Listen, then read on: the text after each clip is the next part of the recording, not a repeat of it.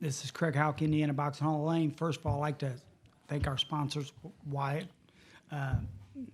Wave Media, and then I want Giorgio's Pizza, Same Day Weddings, Wise Finance, and Roof It Forward. And today I have some couple celebrity guests here. A guy named Donnie Lalonde, who was light heavyweight world champion from 1987 to 88. And then, of course, Michael Spinks, who was light heavyweight world champion from 1981 to 1985 and was heavyweight world champion from 1985 to 1988. And he was a 1976 gold medal winner. So, first of all, I want to thank you guys for coming in today. No problem. You got it. Thank you. I'm happy to be here, especially with this champion beside me. I mean, when we started talking, let's face it, Donnie, when we started talking about Michael Spinks, we couldn't stop talking, could we? There's not enough time to say all the things that need to be said. Absolutely. And we started thinking about him. He's probably, in our eyes, the greatest light heavyweight to ever live. Is that correct? I mean, I don't really know how to argue that. Absolutely. Okay. I'm happy to say that, too, because he's 30, a wonderful human being. Yeah, great person, great person. So, Michael, first of all, I wanted to say something about your brother. Leon passed away. We wanted to give our condolences on that. Absolutely. Yeah, thanks a lot, guys. No problem. We do. And we heard that they made some type of memorial for Leon in St. Louis. Would you elaborate? Yeah, about my sister, she came up with the idea that we, since Leon was from St. Louis, that we have a little memorial for him right there. And it went real well and nice.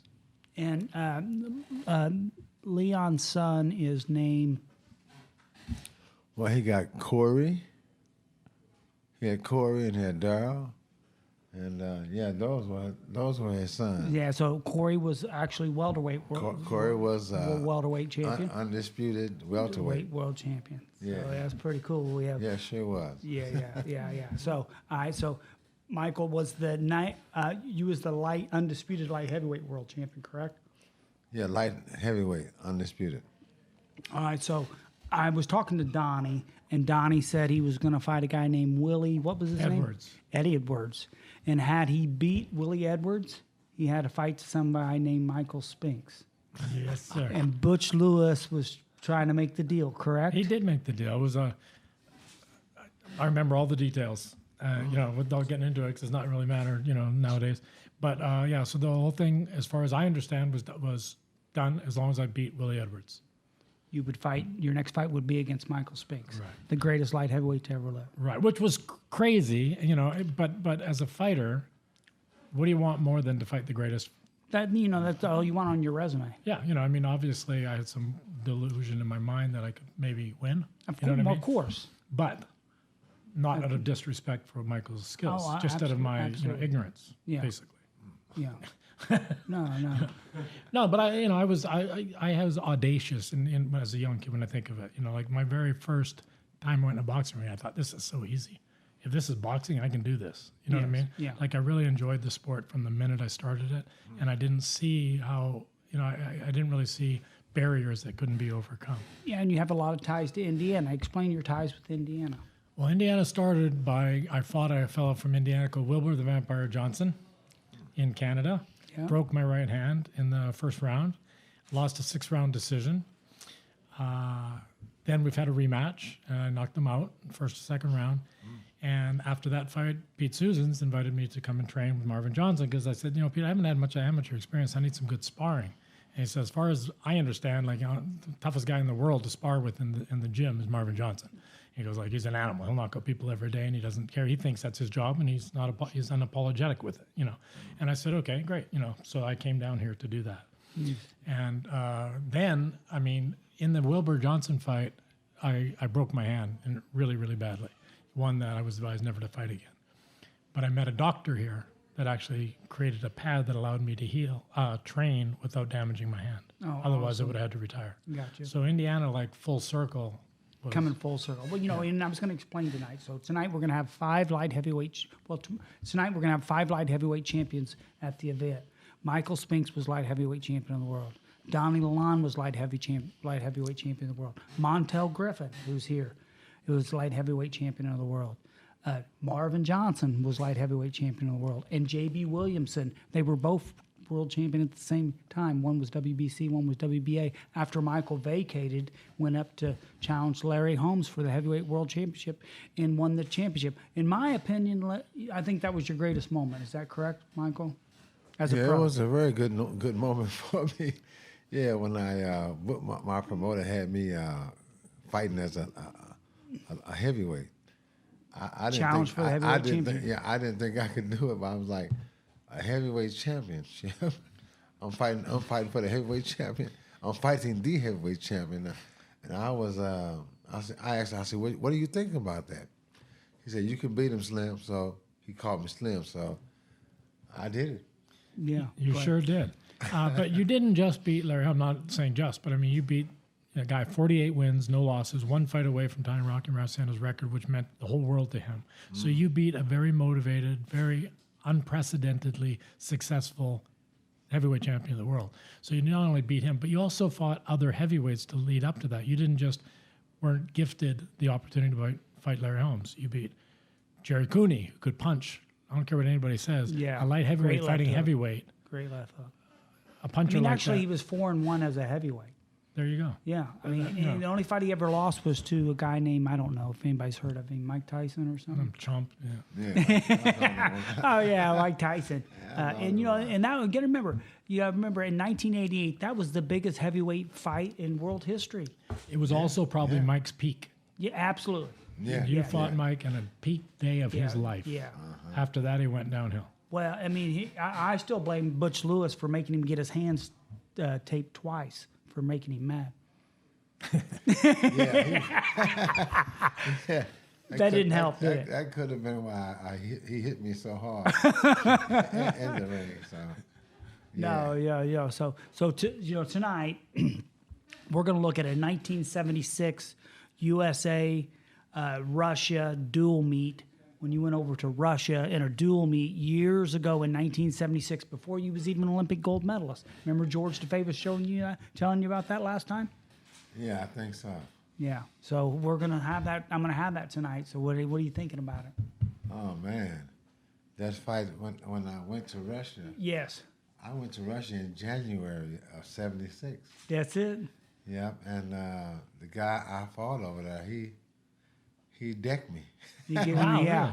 Yeah, he He did. actually lost that night. I lost to him. I lost Yeah. to him. But I was beating him, and I think that if they had, well, anyway, I think the thing was we couldn't win in Russia, even if we Did win.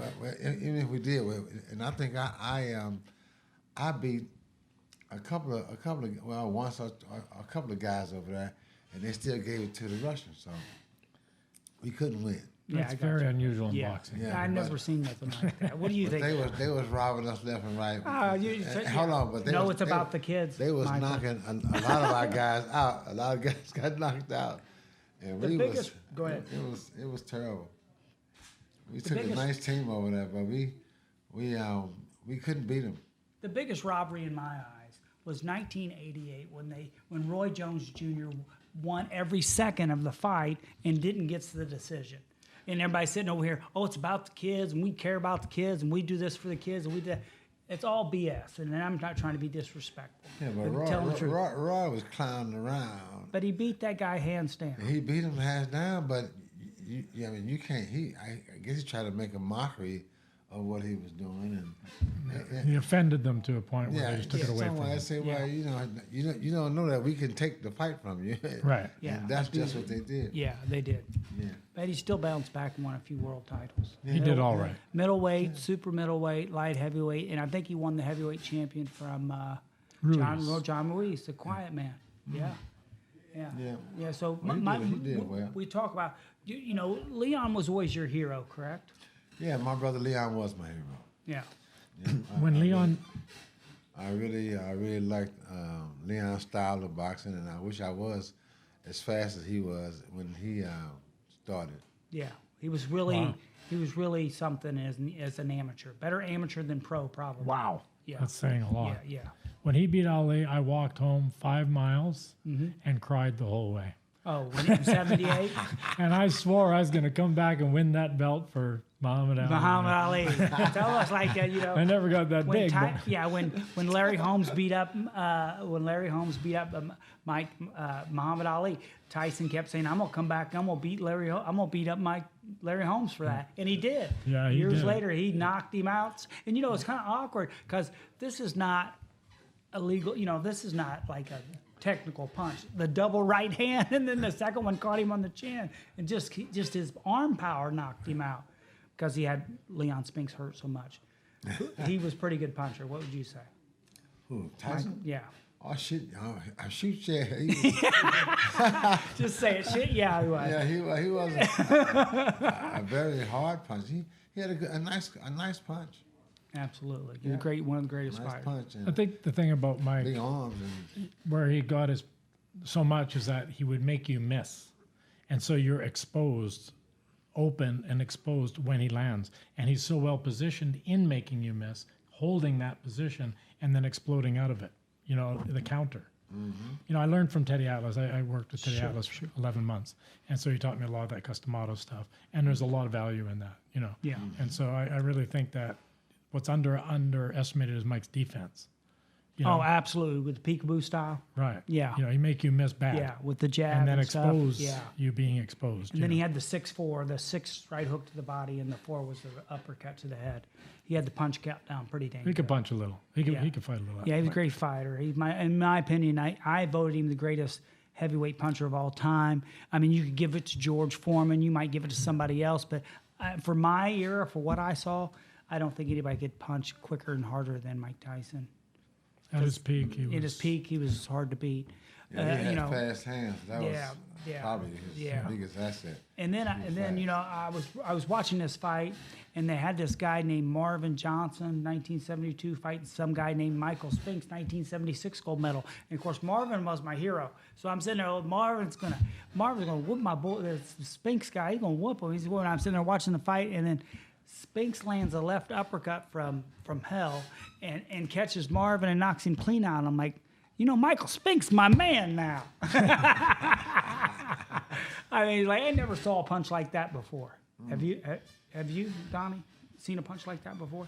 Perfectly timed like that? Yeah, the precision of the timing is what did it, Yeah. And like I said earlier, I really think it's how calm Mike was and how In the ring? Yeah. That he was able to see the openings. Whereas most people, when somebody's swarming you like that, Sure. you don't see so much because you're just trying to get away from them or get close and hold them or something. But because of Michael's calm demeanor and the way he was so confident that he can just let you come try and do whatever you want, and I'm going to find a little hole, I'm going to take you out of there. What about right? Tankstead? Remember Right, him? Stefan Tankstead. Yeah, he knocked him out in round 4 or something like that. He's a big boy. Yeah, he was a big guy. Yeah, he was tough too. Yeah, he was a tough guy. And he hit pretty hard too. Yeah, so he hit me pretty hard. I was like, I gotta do something about it. So Michael, you're in 9 boxing Hall of Fames. You're in the, including, not boxing Hall of Fame, but I'd count Sports Hall of Fame as well. St. Louis Sports Hall of Fame, Legends Hall of Fame, Nevada Boxing Hall of Fame, Atlantic City Boxing Hall of Fame, International Boxing Hall of Fame, New Jersey Boxing Hall of Fame. I mean, there ain't a Boxing Hall of Fame the guy's not in. You know what I'm saying? New York or whatever. If there is, it isn't a legitimate Hall of Fame. Well, we put him in the Indiana Boxing Hall of Fame because of what he brings to this town of Indiana. Come on, let's be honest. The sport. The sport. I mean, the greatness that he brings in. What would you say about Donnie? I say the Hall of Fames are very fortunate that Michael accepted their invitation to be in it. Yeah, and tonight, Donnie Lalonde. Tomorrow, Donnie Lalonde will be inducted into the Indiana Boxing Hall of Fame. Congratulations on that, Donnie. There isn't a Hall of Fame. I mean, probably Canada is right up there with it. But I mean, that should be more important to me, or that is more important to me. Because of is the Indiana Boxing Hall of Fame. Yeah. My whole career, my whole life changed when I came here. Yeah. I mean, comes full circle now. Yeah. Completely. Like this completely is all I ever have to experience in boxing. Yeah. I mean, especially with Michael. Yeah, being here, doing the induction. And knocking out, Carlos Tite. And Carlos Tite was a Tite guy from Hammond, Indiana. He was a great fighter. He was a farce. He wasn't. He wasn't. What was he? No, Force. Oh yeah, he wasn't the Force. He was the farce. But I don't think they underestimated you a little bit. What you could pretty much do. Yeah, well, we had a little bit of history, Carlos and I, and we had sparred Okay. And he was kind of nasty. He was like, Me- most fighters are good people, Sure, are nice yeah, people. yeah. He was a nasty guy. Yeah. And I begged Top Rank to give me a shot. And they're like, Donnie, why would we want you to beat him? He sells out stadiums. Yeah. I said, I'm Canadian champion. He goes, well, you better bring a quarter if you want a cup of coffee, if you even bring your belt to a coffee shop, because it's not worth anything in the United States to be Canadian champion. Well, that's true. That's true. I understand that. But then they had a bit of a problem with Carlos. Top Rank did. So they called me and said, you want that chance to knock him out? I said, you bet I do. Yeah, So, and that was it was a great knock. It was a great knockout. I think it was round 2. yeah. Yeah. I'll have fun for 1. He'll be through in 2. Oh, that's what I say. great stuff. Well, Ali was told, you gotta, if you're ever in front of the cameras, you gotta say something that people are never gonna forget. So, Now, was you because I watched the fight with Leon and Muhammad in '78 when he upset him for the title. You was right there, correct? I was there. I was at ringside. oh yeah, Yeah, I you were in the remember you corner. got in Rooting there. him on. I was Huh? rooting Leon on. Yeah, I was Yeah. rooting my brother on. Yeah, Weren't you in the corner? I was in the corner. I think I remember seeing you. Yeah. I was in his corner at that's ringside. unbelievable. Right there. So, Michael, we want to go back to your career. In my opinion, you was I think it was 93-7 as an amateur, if I'm not mistaken, but somewhere in there, and then 31-1 with 21 knockouts. Through your whole career, tell us some of your greatest moments that you enjoyed. Oh, the greatest moments was being able to get in the ring and healthy enough To compete, Perform, because to you kind of had a bad knee there at one time, correct? I fractured my big toe, and I thought it would just heal. I thought I'd heal just like that, but it gave me a problem. I ended up having a knee injury. My knee blew up on me. Yeah. And I forgot because I talked to a doctor. He said the reason why it from your toe to your knee to your neck. He said the whole body is connected. Knee bone's connected to It's hip bone. connected. So I didn't know. I thought I knew everything, but I kept on working on it, and I ended up having to rehab it myself. Well, see, Best I could. You did a good job. Yeah, he did. I did a pretty good job. I got back on it and got back in the ring. It's a fight not many people talk about your career that I think was a huge win was Eddie Mustafa Muhammad. Yeah, This guy was a the good first time, fighter. The very, This guy could the fight. very first time. Yeah, That's who I got my championship from. yeah, that's who he took the Eddie. championship. And I remember him dropping him in like round 13 or something Yeah, like that. about I think it was 13. 13th round, and that was a great fight. And he was a great fighter. He was a great fighter. Yeah. Eddie was. Eddie's- And a yeah. hard puncher. He was punched pretty hard, too. Yes, Yeah. he could. Yeah. And then the Davis brothers. You beat both of them, didn't you? Yeah, I fought Johnny, and then I fought Eddie. Yeah. And you was like an ABF champion but at the one thing time. is, Go ahead. Leon told me that he had fought both of them as an amateur. Oh yeah. Oh, Leon, wow. Leon fought both of them as an amateur. Unbelievable. And I said, well, I'm fighting both of them as a pro, so That's It's really just cool. unbelievable. that sure is. Yeah. You're right about that. Yeah. So they just did an interview with Mike Tyson is doing a movie. Is that correct or no? I don't know what they But they're doing something. They They're did doing something. something, and they interviewed on Mike Tyson's knockouts. Yeah. Yeah. They asked me about it, and I just told them he hit me real hard. That's all Donnie, I did can- anybody hit that's you hard? all I can I like the say. story when you said you was fighting Bobby Ches, and you said you got hit in the first round, and then tell them what you remember. You know, you always have somebody looking at him in camp, and they have somebody looking at us. And so they're Yes. like, Donnie, what they're going to do is he's trying to catch your right hand and throw a left hook over top. Yeah. So do anything but throw a lazy right hand. Huh? First minute of the fight, I throw a lazy right hand. He catches me with the left hook. I turn completely around, fall flat on my face. And I don't even know I'm in a boxing match till the 5th round. I look and I go, geez, that's it. That's Bobby Ches. There's people here. Wow, I'm boxing Bobby Ches. You know? And then the rest of the fight was a lot longer night because once your head's clear, Yeah. you're back thinking about what you're doing. But when I was actually unconscious, I actually fought better in the fight if you watch it. It's kind of weird how it is. Yeah. But anyway, that was a good fight. But with Michael and the one common opponent we have is Eddie Davis. Okay. And so I'm thinking Eddie Davis just went 15 rounds with Michael Spinks and was a handful. Yes. You know, and this is an awkward guy, and we're in Trinidad, and everybody in the boxing media said the only reason I'm there is because Dave Wolf manages me. I didn't deserve to be there. I didn't do anything to earn a bit, blah blah blah, all these stories. Sure. And I had no chance. All this kind of stuff. So I'm thinking to myself, like, I don't know, like maybe I'm delirious, but I mean, I think I can beat this guy, you know. Anyway, so fortunately, because it was in Trinidad, it ended in the second round because it was so hot in Trinidad. Yeah, and we was just on the phone today. We was talking to Marvin Johnson on the phone on the way over in the what was that we was driving in? I can't remember Sprinter. what that is. Sprinter. We were in the Sprinter, right? Oh yeah, Sprinter. We're on the That's right. Sprinter on the way over here. I call Marvin Johnson. No, actually, he called me. He said he's going to be there tonight. So he starts calling me. I said, here's Donnie Lalonde. He starts talking to him. They start talking about the Leslie Stewart fight. Was Marvin's last loss. So Donnie tells him how he wanted to win that title against Leslie Stewart to revenge the loss for Marvin Johnson, correct? Well, of course, think about it. Like, I mean, Marvin Johnson was like Yeah, your a mentor. legend, right? Yeah, like a mentor. Yeah, and I came here as a kid, and I mean, he tried to kill me every day. Yeah. And I survived it all, you know. Yeah. And you become very close to each other, and you Sure. become like a bond, you know. Yeah. And so how can you not respect the guy? He's a 3-time world champion, right? Yeah, of I mean, if you just watch his Yeah. wars he had, Yeah. it's I unbelievable. don't think he was ever in a bad fight. Right. I mean, I don't think he ever was. And so the irony to me was in the 5th round in Trinidad, Marvin was stopped. Yes. And I want to ask him, was it because Leslie Stewart was so formidable? Yeah. Or was it because of the heat? Because in the Oh, yeah, 5th 'cause it was round, so hot. when I stopped Leslie Stewart in the 5th round, Yeah. I didn't even care why the referee stopped that fight. I was just so happy it was over Yeah, because I because was exhausted. from the heat. Exhausted. Did you ever have anything like that go in your fight? Did you fight outdoors in the heat like that, Michael? Well, I think I remember fighting in Las Vegas in the heat. Oh, yeah. Yeah. Yeah, I remember. Who fighting. was you fighting there? Let me see if I can remember who was I fighting. I can't recall. What would you say was your toughest fight of your career? Well, it had to be with Mike Tyson because it's the only one I didn't finish. Yeah, I understand that. Yeah. And you But said you. physically, like besides that, Yeah, besides like what was the Let's toughest count war? Michael. Let's count Tyson out. Let's go with that. Well, Eddie Mustafa, he was pretty tough. Yeah. The Yeah. championship fight, Eddie Mustafa, and not Johnny, but Eddie. Eddie Davis. Eddie Davis was tough too. He was That's tough. awesome. What about He hit me what pretty about hard. Jerry Cooney? He was tough for a while. Yeah. Yeah.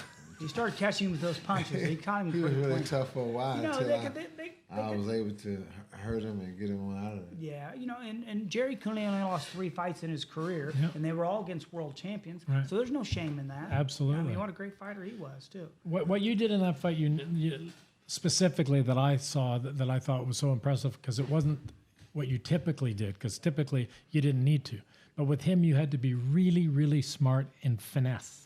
You had to finesse him. You know what I mean? Not allow him to land that big shot. Yeah. Right. So you had to be close to him to win the fight, but you had to not be in that one spot where he could land that knockout punch he had. You know. That's right. And so it was a really intelligent fight that you And did, again, I thought. here he comes with that left uppercut again. In and out. I was in and out. Yeah. Yeah, totally. In and out and running. I think I turned my back to him at one time. You did. I remember that. Great fight. Yeah, 'cause he was trying to get me. Yeah. Great But your fight. footwork in that one was particularly good, I thought. I mean, it always was, but I thought in that one in particular. So coming up, Donnie, and you guys coming up. Well, here you are. You're a kid, and you have a dream, and you guys win the world championship. That's hard to, you know what I'm saying? Yeah. It's surreal. It's surreal. You know what I'm saying? And the fame that comes with it, you know what I'm saying? And the success, in the way you guys handle yourself, you know? But really, what is your most proudest moment? I know you know, what is your most proudest moment in your boxing career? Well, first of all, let me just qualify what you just said. Michael coming up, he was a great fighter from birth. Yes. You know what I mean? I'm not to say he didn't work really hard to become great, but I'm just saying he's been a great fighter since he was a kid. From get-go. Right. For me, I was lucky even just to be in a boxing ring because I had so many injuries and I didn't have the background or 100 amateur fights. I had 15 amateur fights. I lost 4 of them. Yeah. So I didn't have that. You know what I mean? So for me, it was probably a little different experience because it was literally a dream. Whereas for Michael, he probably thought his whole life, I'm going to be world champion because he was that great. He was that great. Right, right. And to me, it was like a dream to think about being that great, Yeah. you know, to be good enough to become a world champion. So obviously winning the world championship is the biggest highlight of your career. All right, so I got to ask you one question, and I know. So I don't want you to be so hard on yourself because of the Sugar Ray Leonard fight, because you got to remember, 1988, you come in to the spotlight, and you and Sugar Ray, and they even made you get down to 168 pounds, if I'm correctly, right? And Sugar Ray is one of the the greatest fighters to ever live, and I would say on the 76 team, you had Sugar Ray would end up being the greatest, and Michael Spinks. They ended up being the greatest fighters, from the 76 team. You're fighting, and you dropped him in round 4, okay, and you had him there for a minute. What would you say that? Because it seemed like he just turned that.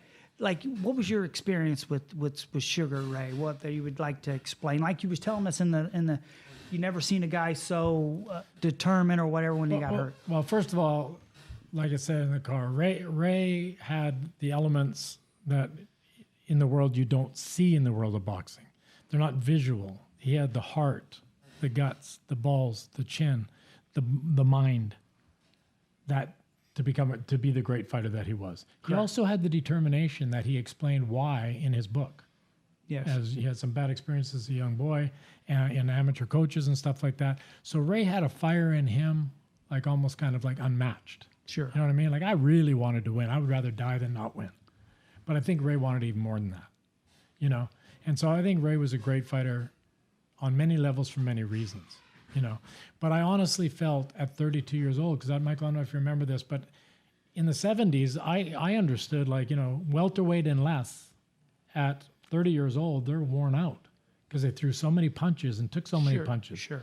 Whereas older, bigger guys, they didn't take as many punches, so they weren't as. That may be true. So I'm thinking 32 years old, he's old, and he's coming back after 20 months of being away from.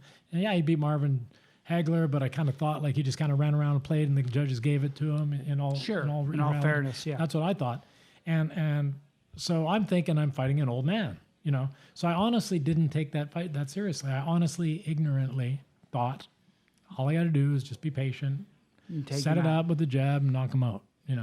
And so as the fight went, as as the world knows, Ray was extremely intelligent in the ring. So the first 4 rounds, I did exactly what I wanted to do. He literally barely touched me. Yeah. And I knocked him down, and I went to the neutral corner. I thought, next time I hit this guy, it's over. Because he's a welterweight. What is a welterweight doing in a fight with a light heavyweight? Yeah, gotcha. Especially one that can punch. Yeah. And at that point, literally after I knocked him down and got up, I couldn't hit him. Yeah. It was like he had a radar around him that I couldn't touch him. Well, he had unbelievable innate sense when he was hurt. Absolutely. So I didn't punch myself out. I didn't throw too many punches and all that stuff. I took my time recognizing that, But I changed in my mind at that point. I said, into my mind, I'm thinking, okay, well, I just got to wait. And when I hit him next, I'll knock him out. But that's not how you win a boxing match, by waiting. You've got to set it up. Yeah. So I changed what I was doing, if you noticed, in the fight. And then he recognized that. It's almost like you could see him recognize it. And he changed how he fought after that. And all of a sudden, he became much more aggressive, much more kind of like in and out, flashing, doing this and that, trying to create a mistake on my part to take advantage of it. But anyway, Ray adjusted at the right time perfectly, obviously, and I didn't. But I really thought after in the 9th round, about 30-second mark, if you watch it, I hit him with a left hook, right hand combination, and then for 2 minutes hit him nonstop. And that's what I'm saying. The guts, intestinal fortitude this guy had. And then he came through. How he got through all of that. You watch him. I hit an uppercut, left hook, right hand, hit him with everything. Yeah. I actually looked at Richard Steele with a gum shield in my mouth, and I said, "What do you want me to do? Kill this old man? Stop this fight?" Yeah. And within seconds after that, I was knocked out. Yeah, he changed it. Yeah. But one thing I don't think people understand, he crushed my larynx. That's how that fight ended. If you watch the fight, at the very end, it's a 2-punch combination to the throat. Yeah. Not his fault. Keep your chin down. Yeah. My fault. Chin up, hands down doesn't work. Michael, what would you like to tell any of your fans out there? And because look, I do the Indiana Boxing Hall of Fame YouTube channel. You're the #1 watched guy. Everybody recognizes you. You're in 9 Hall of Fame, sports Hall of Fames. What would you want to say to your fans out there to all your fans? I can just say to him, thanks for the support and thanks for rooting for me when I was in the ring, and I love you for that. Absolutely, and I think everybody loves you. You know that because he's got that personality. He's down to earth. He's calm. And that's one thing we love about you, Michael. Michael, you're in 9 Hall of Fames, and you're back-to-back Indiana Celebrity Inductee Boxing Hall of Fame for 2020 and 2021. We love you, brother. All right, I love you all too. Dude, man, there he is, Michael Spinks. You got anything else to say? I got him as number 1, and I got Archie Moore as number 2 as the greatest light heavyweights to ever live. What do you got? I can sit with you on that one. I'll sit with you on that one, absolutely. But I just want to say one thing about, we're in Indianapolis. Marvin Johnson is here, and I cannot wait to meet this man. 10th greatest light heavyweight to ever live. Absolutely, absolutely. You got him in the top 10. They voted him number 10. Yeah. So we got to give it up for Marvin Johnson. We're going to see him tonight. We're going to get that picture tonight. We got 5 light heavyweights going to be at the Indiana Boxing Hall of Fame. Is that unprecedented? Come on. That's great. It's good stuff. Way to go, Craig. You're doing a great job. We love you guys, man. We love you guys. Love you guys, man. All right, we're going to end it up on that. Again, Wave Media, 120, right here. What do you got to say, Mike? Anything else? He's a champ. All right, man. Hold on, I got to do this on film so everybody sees it. I hit Michael Spinks right on the chin. Didn't even know it was coming. Yeah, he didn't even know it was a sucker punch. All right. We love you, man. No All right, problem. it's all No good. problem.